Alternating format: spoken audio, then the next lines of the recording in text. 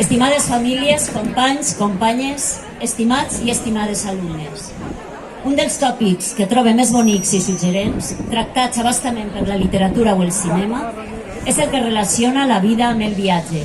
I és que viatjar, vosaltres ho sabeu molt bé, és sens dubte una de les experiències més enriquidores, pel que té d'exploració, d'aventura i d'optimisme, i per l'emoció que suposa la planificació d'un itinerari, la selecció de les lectures o de la música que ens acompanya. I encara que no siga una idea molt original, per coneguda, pot servir-nos en este moment per recordar tot el que el viatger ha de tenir present per gaudir-ne.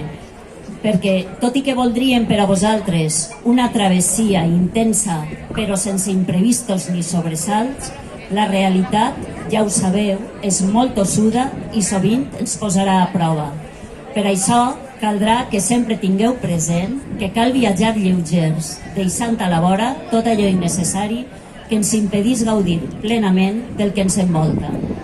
Que cal esforçar-nos per viatjar informats, ja que sovint ens ajuda a entendre els coms i els perquès dels llocs i de les gens, que hem de ser receptius a la sorpresa que ens ofereix el viatge i deixar-nos captivar per la diversitat, lluitar per comprendre-la i per estimar-la, que caldrà procurar-nos l'amistat, estimular-nos sempre amb els que portem a la vora, que haurem de ser cauts però no temerosos i assumir riscos que siguen raonables, sense esperar saber des del matí on ens trobarem al capvespre.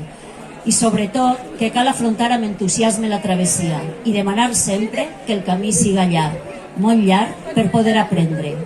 Així que ja veieu que no són poques coses les que haurem de tindre presents. Confio que entre nosaltres n'hàgeu après moltes i en aquesta parada del camí comproveu que teniu el que seria el kit de supervivència. L'estima per l'esforç, la curiositat intel·lectual, el rigor en els procediments i l'esperit crític. I mai no doneu per perdut el camí. L'actitud del viatger ha de ser la de qui, desviat del camí, no s'abandona a la desesperança, sinó que cerca minuciosament la manera de retrobar la ruta.